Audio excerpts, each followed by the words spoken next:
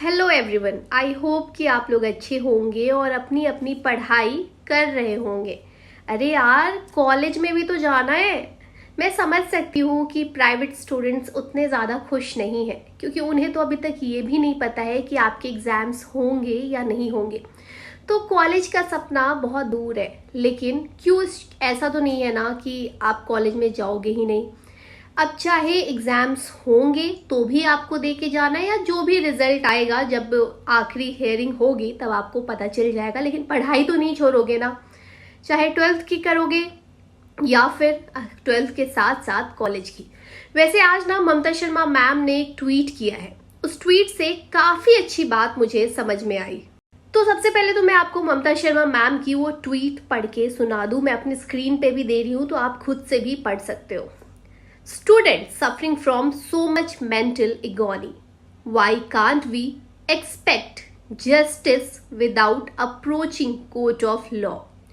Only Karnataka 10th Kerala +1 private repeaters left. Why?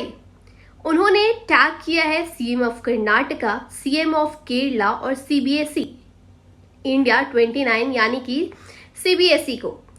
Here the plight of student justice delayed in justice denied। यहाँ ना ma'am ने एक mental agony की बात तो यहाँ पे ममता शर्मा मैम ने केरला बोर्ड्स को टारगेट करते हुए एक ट्वीट लिखा है।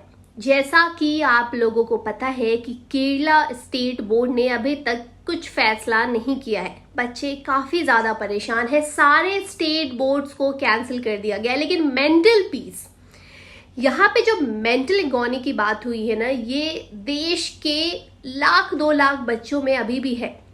जो बच्चे प्राइवेट से फॉर्म भरे थे सीबीएसई का, उनमें मेंटल स्ट्रेस देखने को हमें मिल रहा है।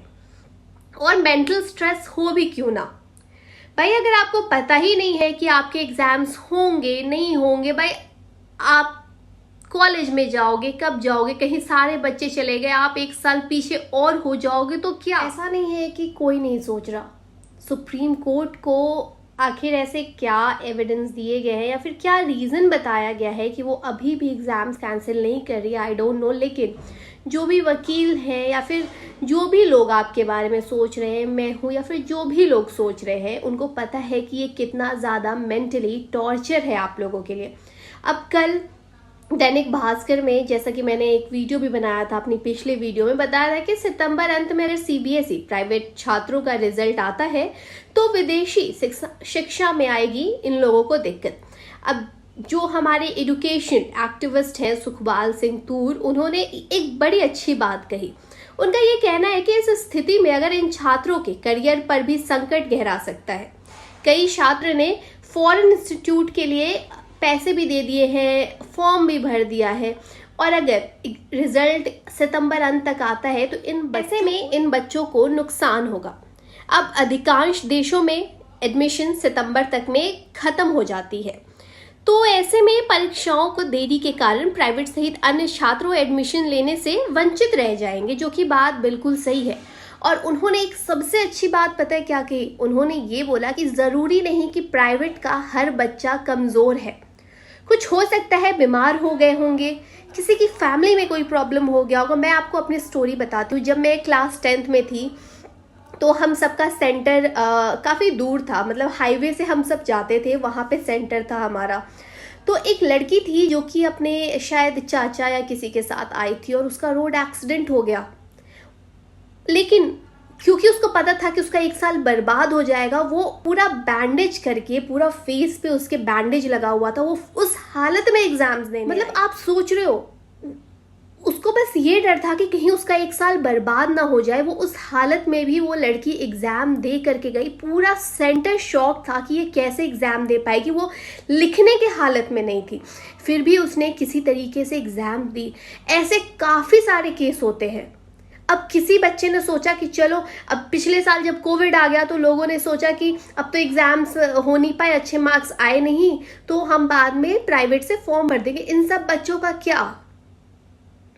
बहुत तरह की प्रॉब्लम्स होती है यार। सिर्फ कमज़ोर होना मतलब आप प्राइवेट बच्चे होना मतलब ये नहीं कि आप पढ़ते ही नहीं हो। बहुत सारी प्रॉब्लम्स होती है और ये बात लोगों को क्यों नहीं समझ में आ रही? ये बात सीबीएसई को क्यों नहीं समझ में आ रही? और अगर आप ये बोल रहे हो कि आपके पास डेटा नहीं है, तो भाई आपने 10th और 11th के मार्क्स को क्या किया? आप चाहो तो बच्चों से उनका रोल नंबर लो, उसके मार्कशीट चेक करो और उन्हें उस बेसिस पे मार्क्स दो। ये सब बहाने नहीं करो कि आपके पास डेटा नहीं है। भाई आपके पास तो रोल नंबर आप हर बच्चे से मांगो ना। आप एक पोर्टल बना दो, जैसे आपने अपने रेगुलर बच्चों के लिए पोर्टल बनाया जिसपे आप उनके रिजल्ट दिखा रहे हो, वैसे ही आप प्राइवेट बच्चों के लिए भी पोर्टल बना दो। वो लोग खुद अपने रोल नंबर को उस पर डाल देंगे। लेकिन नहीं, इनका कहना है कि बच्चे कमजोर हैं। बिल्कुल गलत है यार। सीबीएसई से ही ये बच्चे भी थे। कोविड में अगर तुम इन सब के एग्जाम्स लोगे ना, तो तुमसे बड़ा अपराधी कोई नहीं होगा। तो ये बात तो हुई। बेसिकली देखते हैं क्या होता है। मंडे से फिर अपडेट आनी शुरू हो जाएगी। फिलहाल आप मेरे चैनल को सब्सक्राइब कीजिए और हाँ, पढ़ाई करते रहो बच्चों, क्योंकि पढ़ाई एक ऑप्शन है और कुछ भी ऑप्शन नहीं है। एग्जाम्स नहीं होते हैं, बहुत अच्छी बात है। होते हैं तो पढ़े रहोगे, करते रहोगे तो ही फायदा होगा।